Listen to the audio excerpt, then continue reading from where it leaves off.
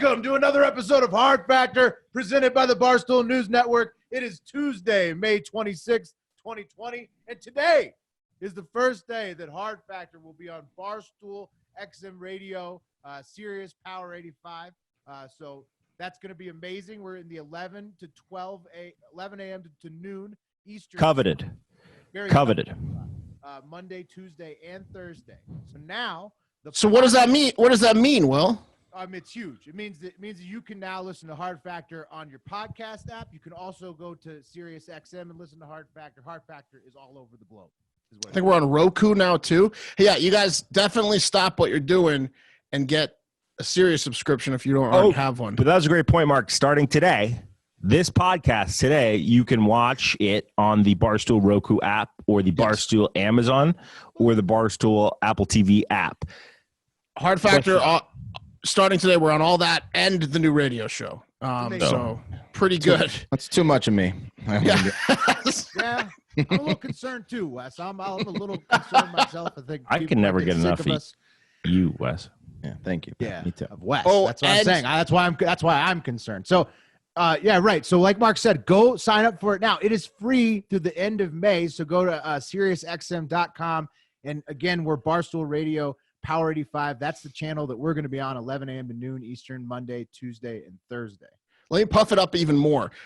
We have PFT on a good chunk of the first radio show today, 11 to noon on Sirius Power 85, Barstool Power 85. We also we film it in the mornings. We get up super early for you guys. So we do the podcast at night and launch it.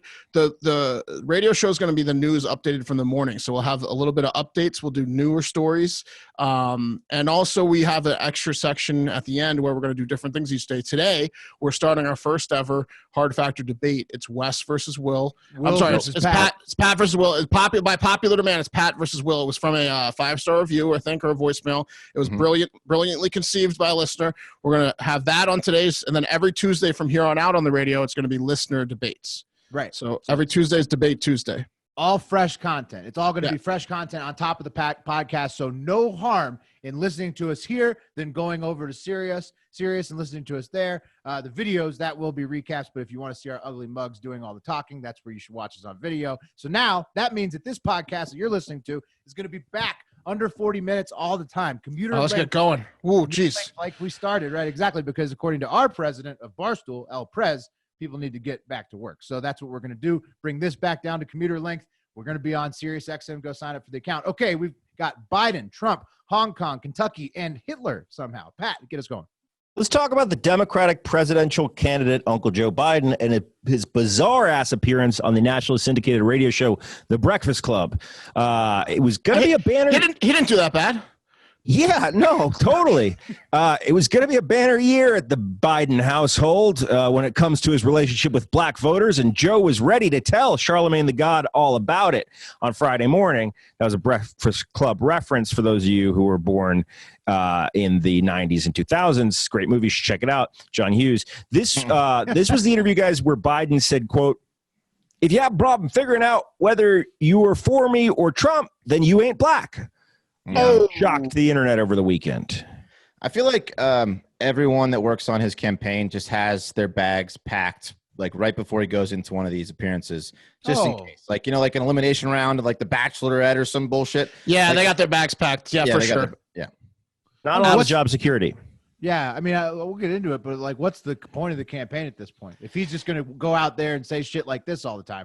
All right, guys. Well, here's the thing. So that was the shot heard around the internet on Friday, but that wasn't even the thing. Like he said that at the end of the interview, it wasn't really that impactful. It was kind of an off-color comment. It was definitely an off-color comment, but during the interview, it didn't really have weight because it was like the last thing he said. Let me give some context and a better understanding of the entire interview. So, it was an 18-minute long interview. First and foremost, apparently there was some drama in the background about even getting this interview. Almost every other Democratic candidate had done the show, and the Biden camp had at one point offered a black surrogate to take Joe Biden's place to go speak on the show in lieu of Biden. But I guess they got it all worked out, and that freaked Charlemagne the God out because he came out and said, "What the fuck's going on here? We've been trying to get this guy on, and everyone's done the show." So finally he did it. Charlemagne went at Biden about the Democratic Party, guys. That was the first point. He was saying that the Democratic Party seemingly taking the black vote for granted, and that led Joe on a somewhat bizarre tirade about how he is Mr. Black People, pulling a lot of the same rhetoric that he did in the debates, where he claimed to have been an integral part of every important policy or vote of the last decade, a la Al Gore's "I invented the internet." He was all over that shit. He couldn't let anything come out of Charlemagne's mouth with him being like, "Yeah, I was there. I did that. I'm Mr. Black People." He also took a really weird tone, like a "Hey man," kind of like an urban tone. Oh, he was a little obviously way too comfortable saying shit like judging who is black and who isn't as an 80-year-old white man. So Yeah. That's his tone. The "Hey Jack." It was fucked, but it was a little urban. He was trying to urban it up a little bit. Charlemagne pushed him on the crime bill in 1994, guys. So this was the bill that included the 3 strikes you're out policy and mandatory minimum sentencing. And in hindsight, pretty much ravaged the African-American community for 2 generations through its institutional racism. It's fucked up. Biden chose to champion the good parts of the bill that he was a part of and chalk the bad parts up to the game. Hey, some part of the bill is good, some part is bad. What are you going to do? Charlemagne then asked why he didn't choose to own his part in the devastating legislation like Hillary Clinton had done when she did the show in 2016. And that was when she lost the race, when she said that she had hot sauce in her bag. Do you guys remember that same show? Oh, yeah. Yeah. Anyway, guys, then they moved to weed. Why did they get so intimidated into making stupid comments on this show? Yeah, it could have been other things besides the hot sauce, like the emails. I think that was the turning point for her campaign. And her likability. And Married to the guy that did the 3 strikes. Yeah. Anyway, the point is, this is the show where whiteys go on and act awkward. They covered weed, guys. Biden said that he didn't want to legalize weed because the results of the studies on whether weed affects long-term development of the brain still out. Jury's still out. Is he a smoker? Because maybe it just ruined his brain. Maybe he is the study. It was bad, guys. No, Joe Biden is definitely not a weed smoker. I would stake everything on that. You're absolutely Joe Biden right. is not a weed smoker. So sometimes the mind goes without weed. So let us smoke it. He was towing a fucking early 2000s rhetoric on waiting for the results of the weed study to get back. What a fucking idiot. Guys, twice during the interview, Biden's handler, who, by the way, sounds like a 22-year-old intern that got upgraded to a paid position. He's like a little twerp boy. Twice during the interview, he tried to pull him off stage like it was amateur night at the Apollo. Like, he chimed in like, "Our time is really up here." He finally ended the interview with the excuse that his wife, Jill Biden, had to go live. The guy came back on. He's like, "Okay, we really got to end this interview." And Joe was like, "You're right. Jill's got to go live," which is fucking bullshit. Honestly, how would Jill going live bump the Democratic presidential nominee from presumptive nominee from continuing his interview? It's bullshit. Yeah, and on a big show. Exactly. It makes absolutely no sense. I mean, nothing makes sense about the Biden campaign. Like, what is he running on? He's running on bringing back Obamacare, which the Supreme Court is about to make illegal in the fall anyways. So all right, well, we got 30 minutes. We don't need the whole spiel. Just saying, the thing is, guys, here's the thing. Does he have anything besides raising taxes? He's a Democrat. Well, it doesn't matter. The only thing is I'm not Donald Trump. That's yes. It doesn't matter. And guys, I didn't want to say it. I don't want to harp on the guy's mental ability, but it was a fucking mess. It's a mess. He's a mess. There's, as someone who's voted Democrat a lot in every election, and I don't know who I'm going to vote this year, but I'm looking at Joe Biden like, what? I can't do this shit. It's like this election is 2 shitty high-speed bullet trains bearing down on each other with America on the tracks. Let's move on. All right, guys. It was a mess. Yesterday was Memorial Day. Memorial Day is a day where everyone pays respect to all of our heroes who have tragically lost their lives through active military service by remembering them. A lot of people go to cemeteries and stuff. It's also a day that typically marks the beginning of summer, as schools have probably just ended, depending on what state you are in. And because of that, it's literally second to 4th of July in terms of alcohol sales and outdoor partying at beaches, pools, and barbecues. And parks and grassy areas tend to do really well on Memorial Day too. They get flooded by people. And you know who has a grassy area right outside their Capitol building? That's the Bluegrass State? Every state. Kentucky. Every state is correct, and in particular Kentucky. Kentucky does in Frankfort, Kentucky, and that was the scene of a protest led by Take Back Kentucky, which should just be a band, but is actually a group of angry citizens that don't want to be locked in their homes anymore. So Take Back Kentucky held a big rally. It was the Second Amendment. I mean, if you're gonna have a name though, Take Back Your State is a pretty good name for They sound like an emo band. Yeah, it should be. Yeah, Kentucky, you can have it. Yeah. You can have But it. they want it. They want it. Yeah. They want Do they? it But back. they never lost it. Let's be honest. Oh, they lost it. They're not allowed to be out in They're it. not allowed to be. They're not allowed out of their houses, Pat. That's what they're mad There are about. two cities in Kentucky, Louisville, Lexington. They're 45 minutes away from each other. There's nothing other than that. They were fine. And Frankfurt, the capital. Yes, right. Beautiful Frankfurt. Okay. All right. So they started a It started as a Second Amendment rally right outside the Capitol building, and they got a decent sized group going there with 100 people or so. So that at that point, once they had the crowd, they really wanted to show off, I guess, and they started to get really worked up over the fact that the coronavirus was hindering their fun boy, party boy, outdoor lifestyles. So this is here's a quote from Pastor Chris Christman, one of the main rally guys. He said, "This has been one of the biggest shams in world history. Grown men have been hiding in their homes, nearly wetting their pants over this invisible enemy that nobody sees. Where is it at, huh? Let it come out and face us. I serve the one true and living God who conquers all enemies. Why should we give our freedom and our liberties up for such fear and propaganda and all the garbage that's coming out of Frankfurt today?" So that speech, riled them up. Chris Christman, great name for might be a man of Christman. God. Chris Christman, yeah, it might be Christman. And Christman was not alone, right? He got them all riled up, but he wasn't alone in his thinking. So the group of angry people decided they would take the protest straight to the governor's mansion, where the plan was they were going to hand deliver a request for Governor Andy Beshear to resign. When no one came to the door to sign the resignation, the group got even more mad, and they returned to the Capitol grassy area, at which point someone must have shouted, "Let's hang him!" And that's exactly what they did, is they did an effigy hanging of the current governor of Kentucky right outside his family's home. So they hung like a fake person. As is tradition. Watch out, Yeah. Bashir. Yeah, Don't Beshear's hang a doll unnoticed. that looks like you. Take back Kentucky. You don't answer your door after that. No, you don't. God Bless the USA was played over the loudspeakers as the mock hanging took place, and a sign with Sic Semper Tyrannis which means thus always to tyrants, and it's what John Wilkes Booth whispered before assassinating President Lincoln, was hung on the fake Beshear. So that's the slogan they were going with. This is nothing. They should have put the equivalent of the wax statue of Trump with the little dick outside of his house. That's hardcore. That's something that'll scare you into opening the state up. Little Dick statue is definitely more embarrassing than a fake hanging up. Yeah, fake pillow hanging. This is gonna do nothing. No. This guy doesn't care. No, It's the Virginia State motto, Mark, as well. is it? Yep, Sic Semper Tyrannis. Well, that's bad. I guess. I don't know. I mean, it's Our like flag. it's like the motto for like the fucking assassin, the worst assassin of all time. As a strong defender of the First Amendment, I believe Americans have the right to peacefully protest, Mitch McConnell said on Twitter, because Mitch is from Kentucky. However, today's actions toward Governor Beshear is unacceptable. There's no place for hate in Kentucky. And taking it to the internet, BJ Vaught said, "What a bunch of wackadoos." I agree. This guy's McConnell really said there's no place for hate in Kentucky.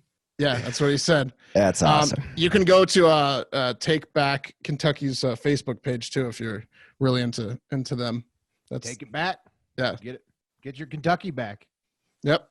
All right. Let's move on to some non-U.S. news. We're going to go right to Hong Kong. Looks like Hong Kong is back at the top of the list for the worst places to live. You may remember the region, which is controlled by China since 1997 after taking it back from the British, was previously the site of huge protests that went on for like 13 weeks last year.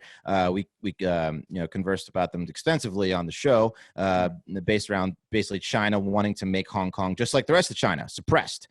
So they wanted to pass an extradition bill that would make those who talk shit about the Chinese government and leader Xi to be eligible to be extradited to the mainland and face their severe punishment. Certain torture and whatever else, right? Yeah, Leader for life.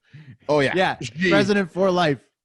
Dictator, authoritarian, whatever you want to call it, whatever the government is over there, it's communist. The people revolted and the bill was withdrawn. So the protests worked, and the one country, two system lifestyle the Hong Kongers hold so tightly onto was maintained. But we all knew Xi and the Communist Party were not pleased at this defeat, and now they are back. And it does not look like they're going to have, going to give in this time. So the new security laws are taking direct aim at Hong Kong's civil liberties, like I said, the ruthless dictator, authoritarian, whatever type stuff. So now Xi is basically going around the Hong Kong government, which caved last time, and using the National People's Congress to institute the new security laws. They haven't exactly been drawn out, but basically it means if you protest, you're probably going to be shot is kind of what Kind of the gist. I mean, Hong Kong is a difficult situation because, like, this is something I just say. I have no idea if it's actually true. According to the original treaty, I believe that it is China's property as of like now, right? The lease, 97, yeah. since 97.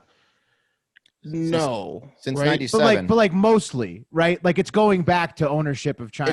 It's like sovereign, anyways. Yes, right? eventually, like in 2022 or 2024, soon, Right, very it's soon. Just like it's just like a delay. It's like Correct. always It's delaying the inevitable. Yes. China's not going to decide to not take over Hong Kong. Like right. They're not these gonna be damn like, Chinese. You know what? Nah. yeah. They We're gonna always do the try right to thing. They always try to trick you by naming something the people's, like like in this case, the National People's Congress. You're like, oh, people sounds good. It's not good. All communists do that. It's not good. It's just not good. You got to watch out for that. Well, the CEO of Hong Kong didn't get the job done. Did they kill her yet? Lamb? Yeah. No, I think she's. Yeah, I think she was supposed to get the Hong Kong people to calm down and let China get. She didn't do very good. No, she's the one that gave in, and she's in big trouble, I'm sure. Yeah. So they've already used tear gas against these new rising protests. Pro-democracy Hong Kong government officials were dragged out of a committee hearing by communist members that was all over the news, who are no doubt, jealous of Hong Kong's freedoms. I mean, I kind of think it looked like the Kumite in there. It was like very serious. The mainland guys had this one Hong Kong like dude just grabbed by the legs and arms, like 6 of the politicians just dragged him out of the whole thing. It was amazing. Frank Dukes. yeah. So if I was a betting man, I would bet that it's going to be a little more violent this time, and they're not going to get away with they're not going to get their way this time. Right. It's inevitable, like we were saying. So it's just like you're just watching. It's painful to watch. Right. Yeah. So that's what's going on with Hong Kong. You know that Kumite was full of shit. That Frank Dukes was like a con artist. He the Kumite is not real. Don't say that about the Kumite, Doug. It's like partially real, but it's not nearly as intense as they make you believe. And he isn't as good a fighter as it wasn't as good a fighter. That. Yeah. Wait, the guy from Bloodsport's a real guy? Yeah, no, Frank Dukes. It's they based said on he a real had 56 character. consecutive knockouts, which is hard to believe. No, go to like the wiki. Look it up. He was not good a fighter. Oh man, that's a whole new meaning to that movie for me. Yeah. Bloodsport. All right, let's move it on to election 2020 ? That's you'll see what I'm saying. So if you're like me, you've been wondering how the fuck are we going to vote this year and what's going to be open to vote at, and also are they going to have the conventions and the debates, or are we going to be robbed of all election entertainment besides crappy live streams from basements and shitty campaign ads? I know I've been wondering that. Have you guys been wondering that? We need the debates. We need the presidential debates. Like we need air. Biden versus Trump on a stage is really what's keeping me going right now. If nothing else, I feel like we're tuned into it because it's our job to be, but like not having the major media coverage of it, like really will disengage Americans. Even further, right? We already have shitty voting turnout. What do we want it to get worse? Yeah. On the voting front, the House of Representatives is allowing remote voting for the first time ever in American history under Speaker Nancy Pelosi, while Mitch McConnell, leader of the Senate, mocks it and questions its constitutionality on Capitol Hill. So that's just what's going on with the two chambers, the D's and the R's. That sort of sets the stage. Meanwhile, in Russia, Vladimir Putin has allowed for remote internet-based citizen voting in their upcoming elections. He welcomes it. Right, definitely does. Something that the Democratic Party would likely want here in America as well, while at the same time, Trump is threatening to cut federal funding to states like Nevada and Michigan, who are planning to expand remote voting capabilities in the face of the pandemic. So different strokes for different folks here. What do you guys think about remote voting? Do you care or not? And do you think it would be easier to rig it like Putin's opponents say? I mean, I definitely think it's easier to rig, but a vote's a vote. If everyone is allowed to do it and it's not rigged, then I think it's totally cool. But it is probably easier to rig. Yeah, that gets a little complicated. You're like, should a guy who is like in a wheelchair, doesn't really have, that's not paying attention to all this stuff, have the same vote, like, and not it gets into all that shit. And is it him doing the vote on his phone, or is it his, or is it the person next to him? Yeah. Wait, what does his this have to do with the caretaker. guy in the wheelchair? Because a caretaker could take advantage of someone that is not able to, like, vote on your phone, work a phone or computer correctly. Right. And I mean, we're already like such a conspiracy theory like society. Like, could you imagine all the shit that would come out if it was just all remote voting? I wonder how you can. No one would ever think it's on the up and up. California is getting sued already. Yeah. I don't have any problem going out with like hand sanitizer and a mask to go vote at a booth, but I don't see how I would trust the results any less from internet voting than I already do from booth. I already think booth voting might be rigged. So I don't know. Yeah, right. You're essentially you're doing the same thing you'd be doing at home, just in a booth. You that's give what the I'm vote, saying. You walk away. Everyone already thinks the booth voting's rigged, so you're adding like another layer of shadiness. Yeah. I love the idea of the olds. I love the idea of Congress, the olds in Congress, like struggling with it though. That because it's like you can't. Come on, Congress should be able to vote remotely, but they're afraid of change. It might be scrambling to figure out how to do remote votes. It's going to be a full day activity for some of the text people. it in. Yeah. What did you do today? I spent 8 hours figuring out how to fucking vote. It was hard. One vote. Yeah. Can I get one of those buttons installed in my home office? Anyways, we'll see how whether that goes with this remote voting. I mean, it's more to come for sure on that. And as far as the debates, guys, Donald Kong and Joe Zilla both claim they're excited to debate one another. So I'm hoping we get all three. You know, that would be nice. That's the good news. The bad news here on that front, the DNC is supposed to be in Milwaukee in August. CNN is already pulling out of their rental agreements for local broadcasting in Milwaukee, meaning you can pretty safely assure yourself it's not going to be happening on time there. And on the RNC front, Trump is threatening to move the convention to another state if Democratic governor of North Carolina, Roy Cooper, doesn't allow, quote unquote, the arena in Charlotte to be packed to capacity for the RNC. So we'll see what Governor Cooper does there. He's up for re-election and said that he's happy he has 3 months to figure it out. So basically a non-answer to Trump. Why not pack it? What's wrong with packing it? I don't get it. Coronavirus. This is my July, by then 3 months. Yeah. My July 13th cruise was officially canceled by Royal Caribbean this weekend. Almost every major event through the end of July has been canceled by businesses so far. So baby pools for me. I'm getting like an extra stimulus package back because I already fully paid for it. So I'm getting some money back, which is nice. And I'm just gonna be in the baby pool. If anyone wants to road trip with me to Port Aransas, I'm there. Yeah. I'm going to be officially becoming a passive American probably next week. So I'm just watching this disaster roll out in front of us, guys. Let's get more passive. Let's not be like taking it to the internet. Justin Moore on Twitter, who is responding to the North Carolina Trump thread, and he says on this one, I agree. I want them packed in like cattle, well within respiratory droplet with viral load range, and then it's a picture of the "Don't tread on me" snake on a ventilator. Dying. So Justin Moore is a dick, but don't worry. He says in his bio to take his tweets with a grain of salt. So maybe he doesn't really want all Republicans to die, but he just says that on Twitter, and you should take it with a grain of salt. So, just kidding. He does. Yeah. The snake could recover. You don't know. All right, guys, we got 15 minutes for the second round, boys. Apparently, allegedly, potentially, Adolf Hitler had an alligator named Saturn for some reason, and that Nazi gator motherfucker died this week at the age of 84 years old in a communist Moscow zoo. Why was this bigoted alligator allowed to live out its life in Russia? That's beyond me. Leave it to the Russians, I guess. Apparently, guys, Saturn survived the 1943 bombing of the Berlin Zoo, which, for those of you guys who aren't history buffs, was a strategic air raid meant to ensure that the authoritative animals within its walls were never allowed to spread their hateful and fascist viewpoints to the rest of the animal kingdom. The Moscow Zoo, guys, I want to point out, has never confirmed whether this reptile fascist was in fact a member of Hitler's army of exotic animals, but they did confirm that he was an asshole, saying, quote, he was fussy about food, and if he didn't like something, he'd gnaw on concrete decorations. Now you got to keep your eye on the whole city of Moscow. Yeah. After allowing this gator to be there for that long? He only associated with the albino alligators?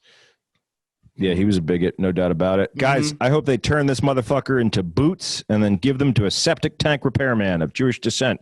Taking it to the internet, guys, for a different perspective, Roy W. says, just like many of the other Nazi monsters, they fled the German homeland. They call it the Reichstag in favor of South America or Russia to sell their secrets and personally prosper.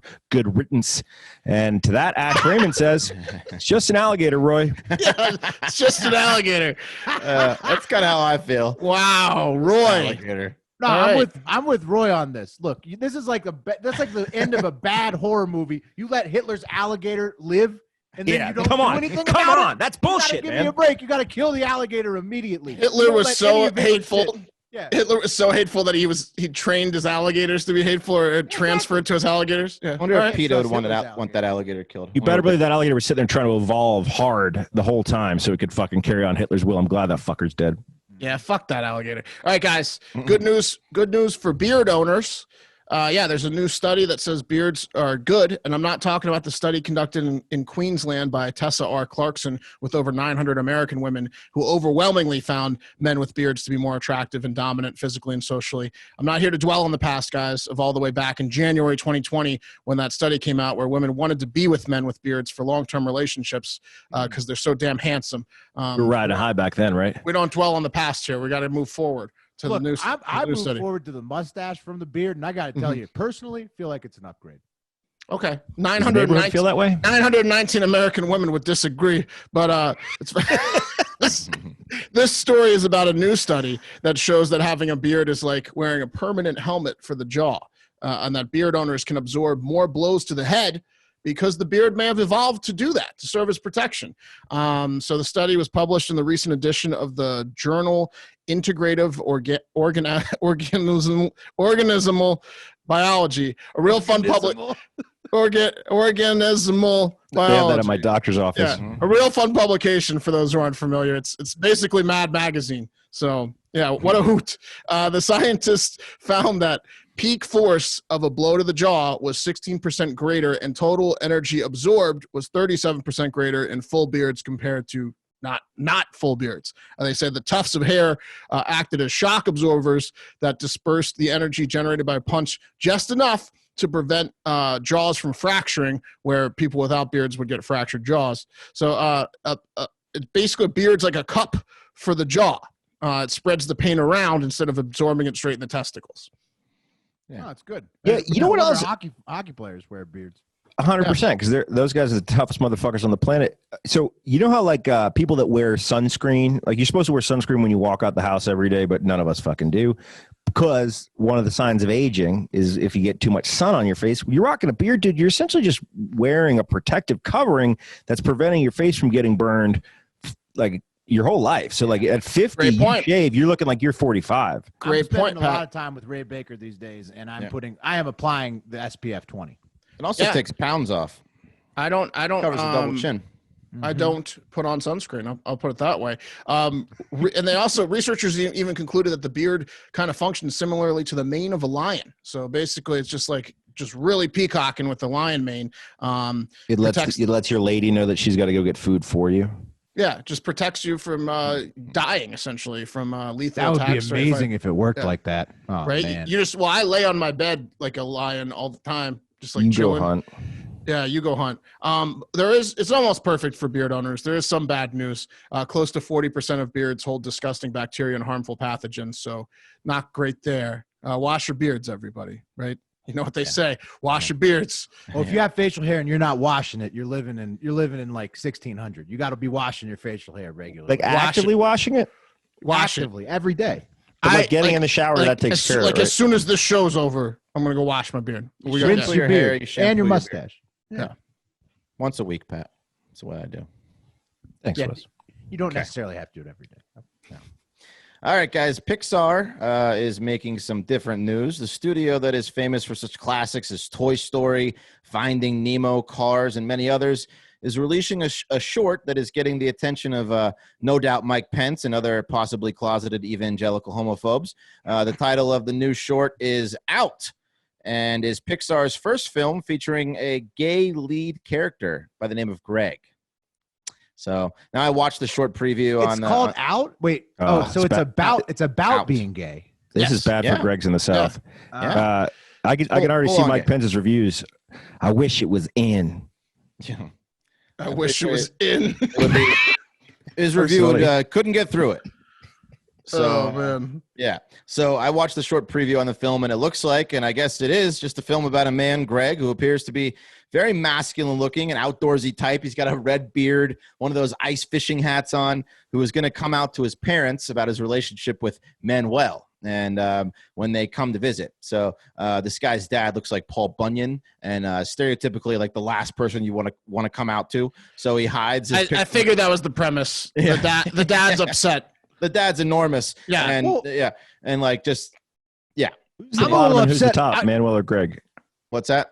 Who's the bottom or the top? Manuel is the bottom for sure. Okay. Well, this just upsets me in general that this is Pixar's choice for their first movie that's going to have a gay lead. Like, honestly, your first gay lead is going to be the coming out like cartoon. Just why can't it just be a regular cartoon and then you do like the educational stuff later? I don't understand. Will, are you saying he's just gay? You don't need to make it about coming out. Right. Like I'm just a gay character. We progress past that. Yep. Exactly. Just make him be the lead character of a cool story, and then he happens to be gay.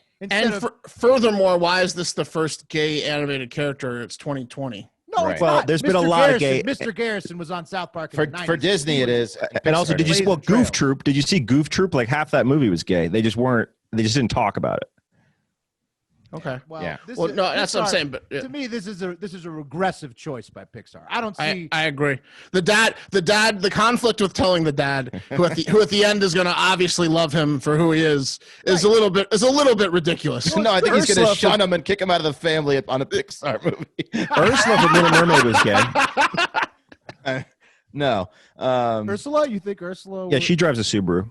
Ooh, Ursula was definitely into other chicks. I found Ursula to be asexual. Like, no, maybe to you. Ursula's a rug muncher for sure. She's half octopus, half. Yeah, she's well versed in linguistics. Yeah, right. Okay. So I guess you just got to watch the film and find out for yourself, guys. According to CNN, a new study released last year by the Gay and Lesbian Alliance Against Defamation, or GLAAD, found that only 18.4% of mainstream films released in 2018 included a LGBTQ character. None of Disney's releases last year had one, according to GLAAD. So, of course, this film is being met with mixed emotions on Twitter. None of Disney's? No. Disney, come on, man. No. Lots of different comments. But have you seen Song of the South? Right. You wouldn't have 100% because you're talking about like, I mean, I don't know what the gay percentage of the overall population is, but you need more than 0% representation. You need more than 0% representation. Also, I want to know who are the people that are going through and they're like, there's like borderline. They're like, is the person gay or not? It flips it from 19% to 18.4. Like, I don't know. This might have been bi, might have been gay. I don't know. Yeah. It's like 23%. Of what people? Humans in America are gay. A quarter? Yeah, about a quarter. Wow. That seems or experiment. Good for them. Okay. Yeah. Like I had a little statement here that, obviously we don't give a fuck who you love. It's none of our business. So, of course, the comments were mixed. Most were positive. One commenter had to be a dick though, and post a GIF of a baby throwing up underneath the preview. Well, that's not going to be the last one. Give me a break. The gays have seen worse than that. Than the baby. They've seen way worse. Yeah, but so it's going to be interesting when this thing finally comes out. But I think it's great. Let's talk about some steaks now, guys. Let's talk about some meat. Father's Day is coming up, so give Dad the gift he really wants this year: perfectly aged, tender steaks. Omaha a straight steaks. son. No, I'm sorry, Pixar. Couldn't resist. Omaha's gonna love that. Sorry. Omaha Steaks will deliver the world's best steaks and a huge variety of other. We're gonna get an email on that one. I'm making fun of Pixar, guys. Yeah, Omaha doesn't care. Variety of other favorites directly to your dad's door. Omaha Steaks is America's original butcher since 1917. You can order with complete confidence today and have peace of mind knowing that you're sending Dad the very best. Right now, Omaha Steaks is offering our listeners access to a variety of amazing packages that are perfect to send Dad for Father's Day. Go to omahasteaks.com and enter the code FACTOR. In the search bar, you'll see all of the great options available, many that include free shipping and a free 1-pound package of their perfectly cured, incredibly thick, amazing steaks. Applewood smoked steak cut bacon. They sent us some, and holy shit, were they delicious. Get these steaks. Get these steaks for real. Yeah, absolutely. I've ordered Omaha Steaks before they sent it to us, and they are fucking good. I was craving a steak. Not much more exciting than getting steaks. That's one of the top 5 gifts possible. In the mail, what could you get that's better than a steak? Maybe a sex toy. Cash. That's about it. If you were really, I got a baby pool and steaks this weekend. I was on fucking cloud nine. Pretty good. A diploma. Pretty good delivery. Yeah. So they have a variety of Father's Day packages that include world-famous Omaha steaks, naturally aged for at least 21 days for tenderness and hand-carved to perfection. Burgers, franks, sausages, other favorites, perfect for grilling. Premium poultry and pork cut by Omaha Steaks butchers and individually sealed for freshness and flavor. Tasty and easy to make. Side dishes, no work. One-step family meals, artisan desserts, much, much more. Right now, Father's Day packages are ready to order and ready to ship, and many include free shipping and a free pound of steak-cut bacon. Looking for the perfect Father's Day gift? Omaha Steaks can help because we all know that dad doesn't want another tie. Dad wants steak. For a limited time, you can find a variety of packages filled with naturally good hand-carved, richly marbled Omaha steaks and more. Perfect for Dad's special day. That's the world's greatest steaks plus premium meats, easy meals, and so much more. Ready to ship and backed by 100% money-back guarantee. Make Father's Day simple this year. Send Dad the gift he really wants, Omaha Steaks. A lot of steaks. I couldn't imagine a dad wanting anything other than Omaha steaks for Father's Day. Yeah. Like, I mean, unless he's a vegan, I guess. And Right. and me, I'm not a dad. I want more Omaha steaks. Just Yeah, get my dad's a vegetarian, but you know what he's getting? Omaha steaks. Yeah. Well, Because he'll admire them because they're a fine cut. Are you a dad, or do you know any dads? Have you ever heard of a dad? Then get yourself some Omaha steaks. Yeah, I'm going to get myself some Omaha steaks. do you like beer? Do you like football? Do you like potato chips? Why don't you come over and have some nachos and we'll watch some football? And we'll grill some Omaha steaks. Yeah. All right. One more story, everybody. And it's about Peruvian Mayor Jamie Rolando Urbina Torres. He's the mayor of Tantara, Peru. And he was out getting hammered with friends last Monday night. Thing is, he was getting hammered with friends against his own lockdown orders in the town of Oh, no, the mayor. the mayor. Yep. And the central Chile, Peru, sorry, had put out a lockdown. And then his town was locked down against his own orders, out getting hammered last Monday night. When the cops showed up to whatever bar, or maybe just like drinking in the streets, I couldn't really tell. Him and his buddies were getting hammered. And then the mayor laid down in a coffin, like laid himself down in an open-faced coffin with a mask on to, I guess, protest his own arrest. Didn't make much sense at all. Like, Just coffins hanging out on the street. Was he near a funeral home? Yeah, I guess. When the mayor gets drunk, all bets are off, you know? Yeah. He's going to do what he wants. I want Yeah. you to go out and place coffins all over town. We don't know what's going to happen tonight.